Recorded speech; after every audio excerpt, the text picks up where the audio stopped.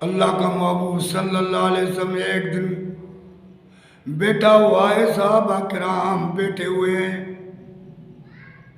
اتنے میں ایک بندے کا گزر ہوا۔ اللہ کے محبوب صلی اللہ علیہ وسلم نے فرمایا، یہ بندہ دیکھ رہے ہو، یہ بندہ جو جا رہا ہے یہ بندہ جنتی ہے۔ حالانکہ میرے نبی کے سارے صحابی جنتی ہیں،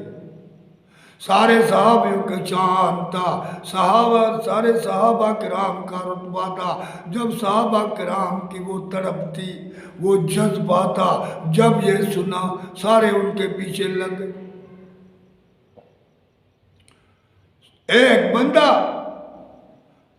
دن کو بھی ان کے ساتھ تھا تو رات کو جا کر اس کے پاس مہمان بن کر اس کے گھر میں گزارا کرتا تھا۔ 3 دن تک اس کے ساتھ رہا، سارے کام کاج چھوڑ دیے، صرف اس وجہ سے کہ یہ کون سا کام کر رہا ہے جس کے لیے اللہ کے محبوب نے بشارت دی ہے کہ میں بھی وہ کام کروں۔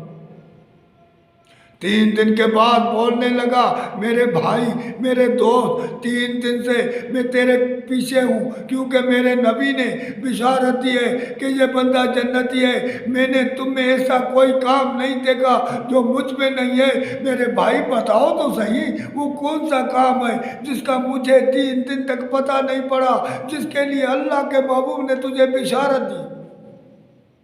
اس نے کہا، یار ایسا کوئی تو کام نہیں ہے، سارے کام تو دیکھ رہا ہے، ہاں مگر ایک کام ہے، جب میں رات کو سوتا ہوں تو دل میں خیال کرتا ہوں، آج مجھ سے کوئی بندہ ناراض تو نہیں ہوا، میں نے کسی کو برا تو نہیں کہا، میں نے کس کو گالی تو نہیں دی، آج میں نے کس کا حق تو نہیں مارا۔ جب میرے ذہن میں آتا ہے کہ فلانے کو میں نے تھوڑا بھی برا کہا تھا، فوراً اس کے بعد جاتا ہوں اور معافی مانگ کر پھر واپس آتا ہوں۔ یہ تو کام ہے، اور کام میرے میں اور کچھ بھی نہیں ہے۔ صحابہ کرام دیکھ کر کہا، بالکل میرا رب بھی سچا ہے تو میرا نبی بھی سچا ہے، میرے نبی نے حق فرمایا تو میرے بھائیوں، کیا میرے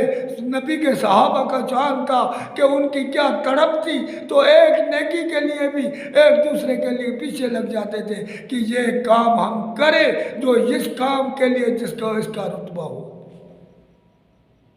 تو ہر ایک کام میں صحابہ کرام اللہ اس کے رسول کے محبت میں آگے ہوتے تھے، شیدائی ہوتے تھے، نہ ان کو جان کی پرواہ ہوتی تھی، نہ دندے کی، نہ بزنس کی، کسی کی بھی پرواہ نہیں ہوتی تھی۔ ان کی یہی تمنا ہوتی تھی کہ یہ دنیا جھوٹی ہے، چند دن کی گھڑی ہے، ہماری منزل وہاں ہے، جانا وہاں ہے، ہمارا گھر وہاں ہے، ہماری بیٹھک وہاں ہے، ہمارا ٹھکانہ وہاں ہے، یہاں تو ہم تھوڑی گھڑی کے لیے آئے ہیں، کام کے لیے، پھر ہمیں جانا وہاں۔